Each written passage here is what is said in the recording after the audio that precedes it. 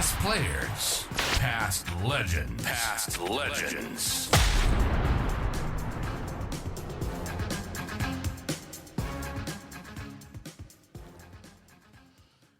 We're indeed privileged tonight to welcome a true legend of South Australian and Australian football in Neil Craig aboard. And if we read out all of Craigie's achievements, we'd still be here next week.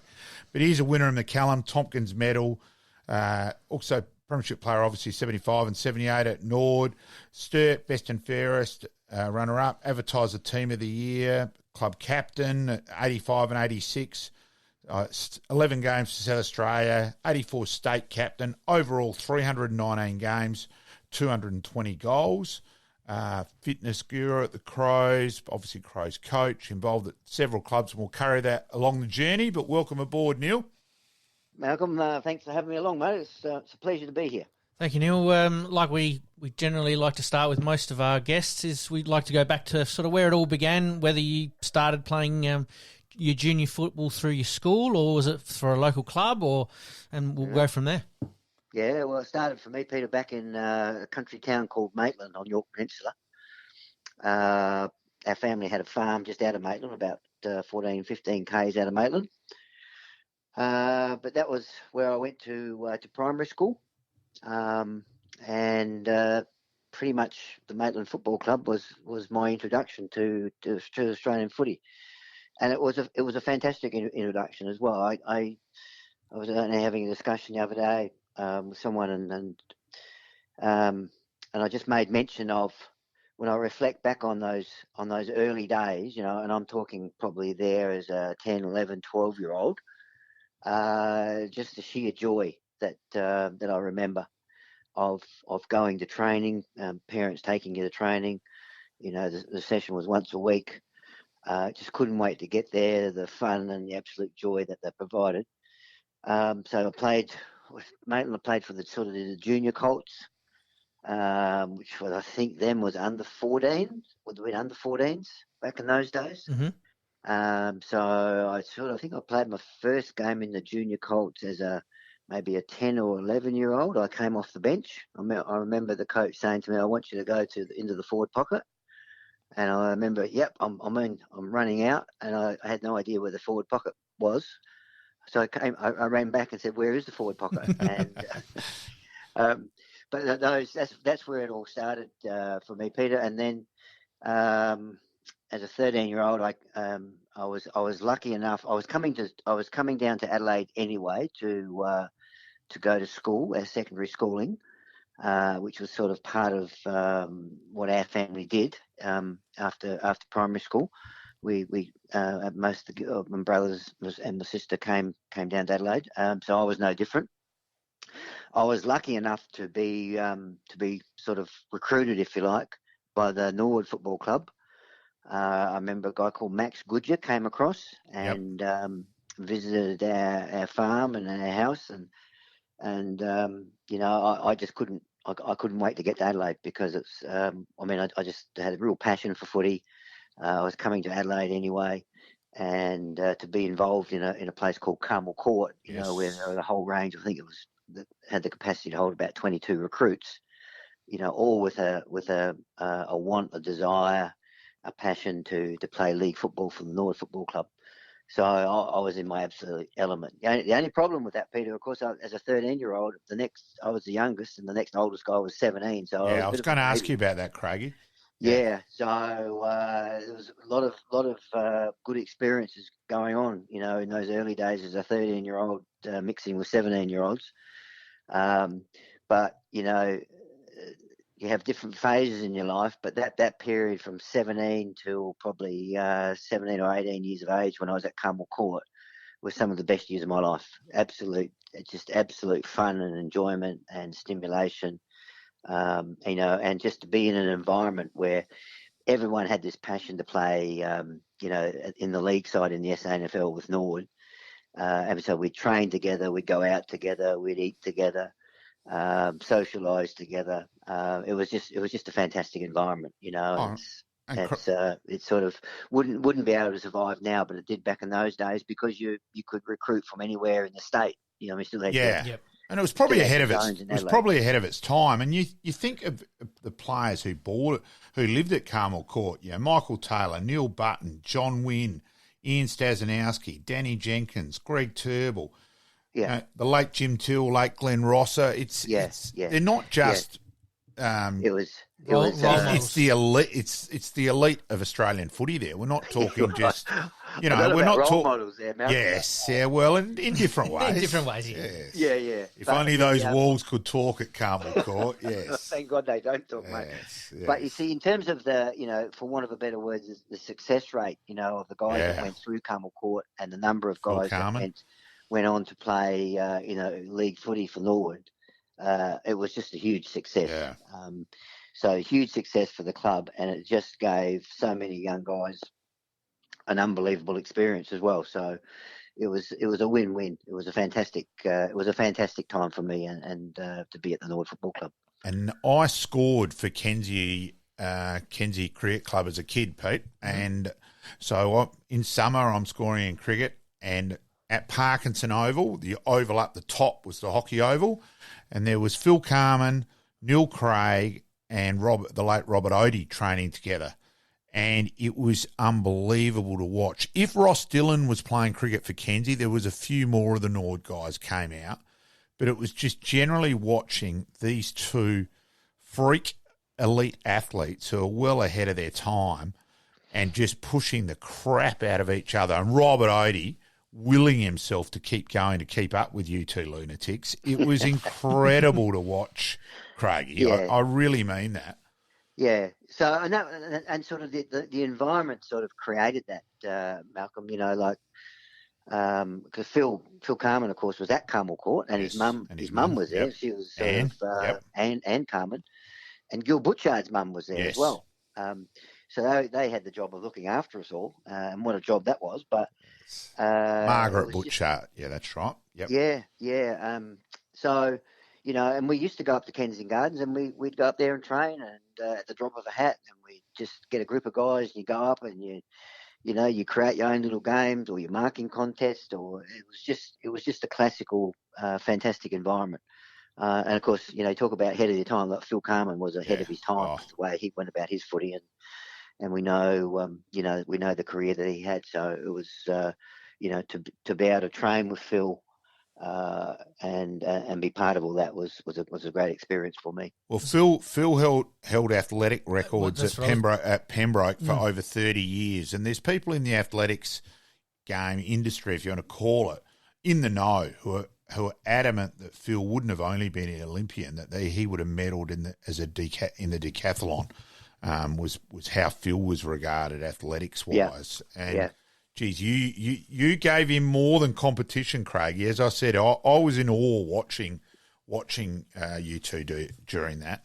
Now, Craigie, so your junior career at Nord got a touch of success. I'm trying you in winning the McCallum medal, the 17s, and then the next year the 19s McCallum medal. I think you're the only person to do that in SANFL history, but I haven't got that for sure on that. But I think you were. 73, your league debut. So you're well and truly everyone at Nord, hey, this kid's coming and this kid can play, and very switched on right from before day one. Just obviously Carmel Court playing a part in that, and then you made your league debut. Yep. And then go for it. And then you've ended up really extremely young as a pair of rovers. Normally it was sort of, one with an experienced other one, but it was you and Turbs together were our rovers in the 75 premiership side, and and both of you more than played your role. Can I ask who you debuted against? I think I debuted at Adelaide Oval against Central District. I'm pretty sure that's the case. Yep. And the reason I say that, Pete, is because I just remember how fast the game was. That was the thing I took out of it. That's just the speed of the game. As like anything, you adjust to it. And it was like when I played my first state game, the thing that stood out to me was just the speed, that things happen. So, so that was sort of back in the early 70s. And you mentioned Greg Turnbull, who was also at Carmel Court. Yep. I think you might have studied a bit more at Nord High than Turbs did, though, Craigie. Yeah. But wasn't he a great player? Greg Yes. Turnbull. Unbelievable. So once again, it's just another player that came through the Carmel Court system. And even Nord High wise, Pete, I was in first year in the Nord High side in 75 of Turt, N. Craig, Jim Derrington, David Palm, Ray Laddams, Michael Holiday. The older Hall. Bob, I'm trying to think of his first name. Not John Hall's older brother, Robert, I think. And Nord High won the state championships. I reckon it was against Henley at footy, and we all went down on the buses to Footy Park. So it's certainly that's a memory as well. Geez, you got a good memory. You got a good memory now. A better memory than I got on that one, but. So, we used to walk up to Nord High from Carmel Court. Yeah. Carmel Court was just down in Kenzie Garden. So, there was a bunch of us that would walk up there. And, once again, back in those days, you train 1, 2, 3, 4 times a day. Like you train, you'd have kick the kick before school. You'd have kick the kick at recess time. You'd have kick the kick at lunchtime. You'd have kick the kick at afternoon recess. And then you'd have another go at the end of the day, So, you were just in this environment, and all you wanted to do was play and train and become as good as you can, and it was all fun. It was just absolute fun to be part of it. So, Carmel Court Nord High days are great memories. And as Malcolm was alluding to, that obviously you teamed up with Turbs for the 75 grand final there, and some memories. Yeah, 75 against Glenelg, I think it was. Yes, 9-10 to 7-10, Craigie. Yeah. Fred Phillips 6 points with those lovely golden boots. Yep. Yeah. So 75 and 78 78 was a different year again. It was against Sturt, in a famous game, really. Yep. 16-15 to 14-26. Yeah. You're on the money. So Turbs and I, we would have been, 18 years of age, I guess, back in those days. In that first premiership, I think 18, 19 or something like that. So once again, we're lucky enough to be involved in a club that sort of, when I first started, it was rebuilding through Robert Odie and Wally Miller. That sort of just basically through all the recruiting, Carmel Court had reset the club. Then Bob Hammond came in and sort of took over, would have been the probably mid-70s. 74 was his first year. Like 74 was Bob's first year. And sort of, and that sort of kick-started, a very successful era for the Norwood Footy Club from there onwards for a long period of time. 73, though, it's where Robert Odie's so unlucky. That game against the final against North, controversial free kick paid to Dennis Sachs, and even then the ball goes out on the full and rebounded straight off the wall back to Barry Stringer to play on. Like normally, if a ball hits a wall, it's not going to go straight back to the player standing there. It goes anywhere else. Yep. So the fine, as we know, it's such a fine line, and we'll get to this later on your coaching, but we pick the hell out of everything instead of. It is such a fine line in the end for the bullshit of he's hopeless, he can't coach, and he's a genius. It's Well, even as you're talking now, Malcolm, I mean my memory goes to the St Kilda Footy Club. With I think Ross Lyon at the bouncing ball like that ball just normally sits as it normally would.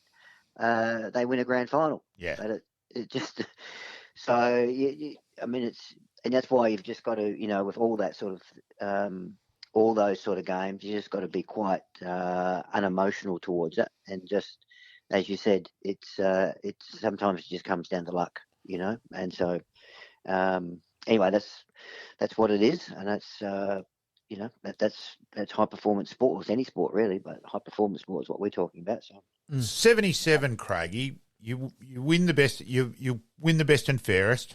Most McGarry medal votes, state representative, advertiser team of the year, and also a member of almost what for me is the forgotten premiership at Nord, the Art of Cup premiership side, against East Perth, playing against McCowcheck, Melrose, Kelly, Glendenning. It was a fair opposition, and it was a great game. And I just reckon that gets glossed over a bit of what that achievement was. And I know Jonathan Francis feels, Winnie feels the same on that one too. It was an achievement, probably which hurt a bit at the end of the year because, as Wally said, we lost Jim Till getting injured against the Canberra side in a night game. It probably hurt us in the end, but it wasn't it wasn't a significant achievement as well. Yeah, so just refresh my memory there, man. Was that the Ardif Cup? Yes, the Ardif Cup. Yep. Yeah. All right. Okay, so it's a long time ago. But I remember those games, and I reckon it would have been in '78 when the Premiership side of the States. Like I remember us playing North Melbourne. Yeah. Yep. That was in '78. Yep. At the end of the year.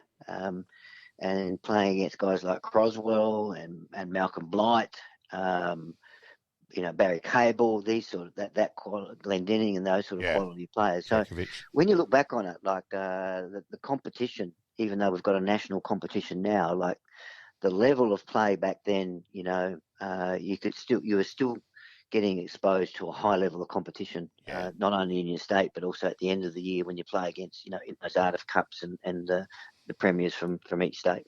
Oh, there wasn't the big gap that a lot of Victorians try to think there was as well either. But we'll keep going on that one, Craigie, because that's another subject of which I feel pretty strongly about as well. I think we're all passionate about that one, mate. Yes. 78, some fond memories, obviously winning the grand final there, but just talk a little bit about the '78 grand final where Sturt sort of left the door ajar and took full advantage. Yeah, well, they did. I think I forget the number of shots they had on goal up to half time, but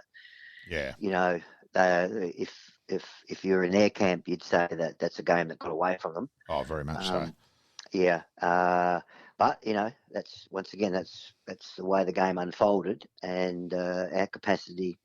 The door was ajar, and for our capacity to keep coming and to keep competitive and keep our competitive spirit, and all of a sudden the game turned, and it was sort of particularly the last quarter. I still remember this. You could sense the swing in momentum. Yeah. Coming back to the Norwood to us as a club, and Sturt just couldn't get the momentum back. So a big loss for the Sturt Footy Club because I don't think they hardly lost a game that year. Yeah, they lost one game, Craigie. They were unbelievable that year, Sturt. Yeah. So they were clearly the best team that year. Over the journey. But just couldn't quite get the job done on the day. So I mean that was a famous win for the Norwood. And you as a fellow Norwood High person won't believe this, but bloody Norwood High made us go on a school camp. I missed the grand final. I've heard this story. For a freaking school camp, Craigie. You reckon? Yeah, you reckon I've dirty. He's dirty, isn't he? Yeah. I'm still more dirty on that than any other loss, So yes, yeah. That's 46 years ago, or 45 years ago now. He's got an attitude problem, hasn't he? He needs some therapy. I reckon with a few of our previous guests, we've heard this story 3 times. So maybe this is the therapy. Maybe it's a bit cathartic. Craigie though was a Norwood. Palmy, I sort of had to tread a bit carefully there because he didn't get picked in the '78 side and he should have. So I had to tread a little bit more carefully there with Palmy than I would have. So, yes. Yeah. They were great days. They were fantastic days. It's really good talking about them. So, bring back so many fond memories. Okay. Now, your decision then to go to Sturt, Craigie. There's always been a big mountain made that you had big fallouts and all that. And let's just write that a bit, Craigie. Go for it. No, what actually it's really interesting when I reflect back on it, Malcolm. Certainly, the pull for the Sturt Football Club was Jack Oldie. Yeah. And I don't know why it was sort of. We've obviously played against Sturt. When I was at Norwood, and I don't know whether it was by fate or the capacity of me, and at the time I wasn't thinking of coaching, but just the way it fell. But I just had this want and desire to. I reckon with you, Craig, it was always in your back of your head. I reckon. Well, maybe, I don't know, but it was just this desire to play under Jack Odie, because I mean Robert, his son, was my first league coach. Yep. When he was coaching Norwood, and so the way I think in terms of AFL football or football, Malcolm and Peter, has been strongly influenced by the Odie family. Yep. Anyway, so there was that. It was just that desire to play under Jack, and I wasn't disappointed. So when I got there, he was everything that I thought he would have been. It was fantastic to play under Jack, and to be exposed to his football intellect, if you like, and the way he went about it, his coaching philosophy. I didn't play there. He wasn't there a long period of time. I think it was only about 2 or 3 years that Jack was there before he finished. Yeah. And then John Halbert took over. Yeah, then Jack Halbert, yeah. Yep. Yeah. But anyway, so, it satisfied that desire.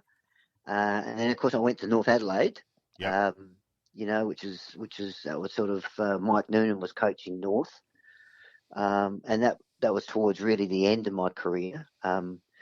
And the beauty of it all, is my capacity, or for when Wally Miller asked me to come back to Norwood. Yeah. At the end of my playing career, and that was, in hindsight, and once again, how lucky have I been? Wally making that phone call to me and asking me whether I'd be interested in coaching the Norwood Footy Club with no coaching experience at all. I mean, it was something that brought me back to Norwood, and so when I went, what I felt from going to Norwood, to Sturt, to North, they were all great experiences, and I wouldn't change it if I had my time again, because it was good to get exposed to different. No, we just wouldn't bloody clear your stuff here. We'd No. keep you at Norwood, mate. But You what- cost us what I did You cost feel- us the 80 premiership, Craigie. It's all right. What I did feel at the end of my playing career is like a bit of a nomad, like I didn't sort Yeah. of belong anywhere.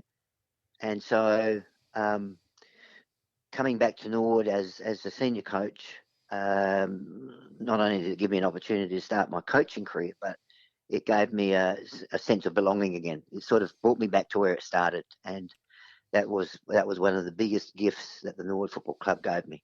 Yeah, you've been very strong on that, Craigie, but you've made the point. Your Barmy makes the point that Norwood's his club, and you're very strong on that now, that probably come to the realisation there, and hey, looking back and all that, yep, that's my club, and that's really important to you, and I think as Norwood people we appreciate that as well. Yeah, it is. I do feel that very strongly, Malcolm, and I'm very appreciative of the opportunity, one, that Norwood gave me to play there, but probably more importantly, to coach there. I mean, I couldn't believe it. I mean, I remember after I was appointed, it was a couple of days afterwards. For some reason, I was living over in Hawthorn, and I just jumped on my bike and just rode down to the footy club. Wally had given me a key to get in, and I just went in the change rooms. I just sat there, and I just looked at the walls. I looked at the ceiling, and I just couldn't believe that I was, I'm now sort of the senior coach of the Norwood Footy Club. So, that was a great gift that the club gave me, and I'm very, very, very, very much appreciative of that opportunity. And that's not taking anything away from Sturt and North Adelaide, of course. No, not at all. No, and I enjoyed my time absolutely at those clubs, and this was sort of a bigger picture, Pete. Like, this is a bigger, a bigger sort of sense of belonging, if you like. How did you cope then? So you also played in the most infamous SANFL Grand Final, the 1-goal North Adelaide Grand Final. And yeah. It was a bizarre day. We all turned up as neutrals that day. I actually was.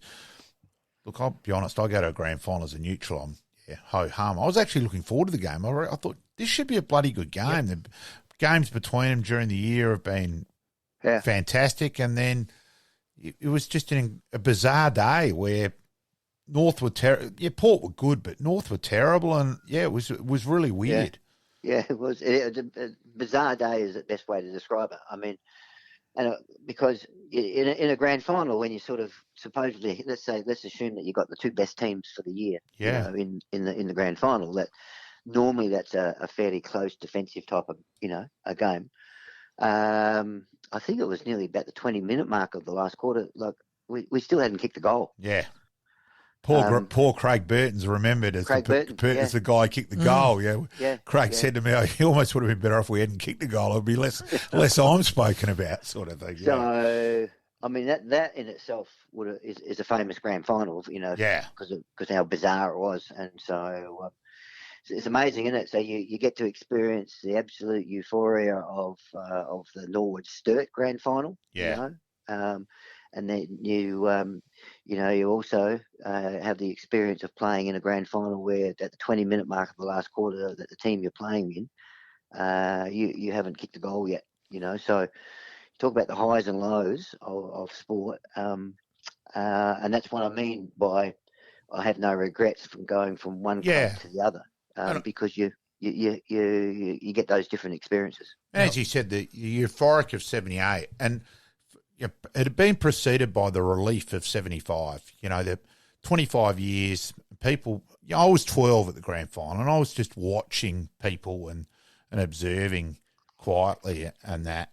And there were people just crying and saying, yeah, I can go now, and that sort of reaction. And it was incredible relief. I will be honest. The lady standing next to the old man grabbed him and kissed him, and the siren went. And I said, geez, that's an upgrade, Dad. Yeah, Mum wasn't really happy with that line, but well. But it was, I'm sure, I've spoken to a guy, to Kingo and that, when he said it was just watching people back at the club, it was the emotion it meant so much that we'd finally won a flag, where in 78 it was the euphoria of winning by a point, of coming from nowhere and that side of things. Yeah. So what does that tell you? What that tells you, Malcolm and Peter, is that it's the impact of sport and these and now we're talking about the SANFL clubs, but you see it all over the world. Like it's the absolute joy that sort of you start to realise, and the responsibility you have when you get involved in these clubs, particularly when you're sort of involved from the coaching perspective. And as a senior coach, you start to get faced with, and you start to understand the responsibility that you have because of the impact that it has on people. Like it dictates their lives, the emotion of a week-to-week situation. And as you said, Norwood winning the 1975, like the absolute joy and relief that brought to the supporters of the Norwood Footy Club. And I felt that when I coached Norwood, and I felt the same when I coached the Adelaide Football Club, like the sense of responsibility that you had because of the impact it can have on a town, really. So it's bigger than sport in some ways. Yeah, that's probably the best way to describe it. Now, I know we jumped a little bit ahead in talking a little bit about your coaching with Norwood, but was there any interest from the VFL? A lot of our past guests have talked about how they had to weigh up a few decisions to go, and some did and some didn't. But for yourself, were you keen on playing VFL or not? I think this is, once again, I'm backing my memory. Footscray. Yeah. I reckon it was nearly the first draft that came in. It would have been the early 80s. Yeah, it was certainly one of the first. Yeah, 81 or 82 or something, which was sort of for some reason that was when the sort of draft system all over Australia started. And I remember waking up one morning and picking up the Advertiser and reading that I'd been drafted to the Footscray Football Club. Yeah. So there was no contact. Previously, there was no previous contact or discussion or phone. You just got selected. So what happened is that once I learnt that I'd been drafted, there was some discussion, and I went over there, and actually a guy called Shane O'Sullivan was at Footscray at that time. Yeah. who's famous over here in terms of with the Carlton Footy Club, Yes, that's right. Brisbane Bears, and also the Footscray. Like Shane actually gave Mike Malthouse the opportunity to coach. Yep. Who went on to be coach more games than anyone in the history of the game. So Shane's got a big part of history. But in the end, my decision was not to go. Why? I was at university. My wife at that time had a teaching job. I mean, financially, it wasn't a huge difference between what was being offered in the VFL then versus what you could generate here. I mean, there was a gap, but it wasn't a huge gap. And I was enjoying my footy here. And I think at that time there were state games and maybe state of origin was starting to come in. So you still got that level of competition. So I just made a decision, rightly or wrongly, not to go. And I have no regrets whatsoever, none whatsoever.